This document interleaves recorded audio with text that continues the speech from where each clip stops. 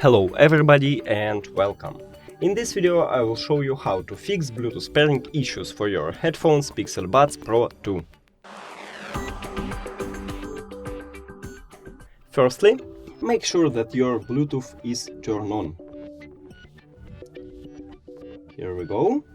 Now, if it doesn't help you, we should make a hard reset. So close the case and open it again. If it also doesn't help you,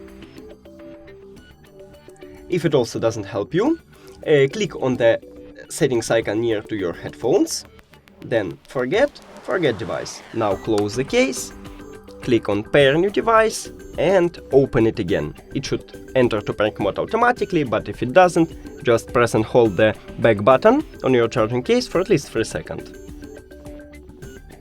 It's flashing, so it's mean that it's entered to pairing mode. Now click on your headphones and click pair. Now, if it also doesn't help you, we should make a hard reset. To make a hard reset, press and hold on the back button on the charging case for at least 30 seconds, until you can see that LED it start flashing white and orange.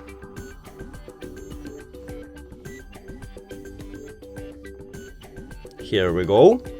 Now close the case, and after that click on the settings icon. Forget device.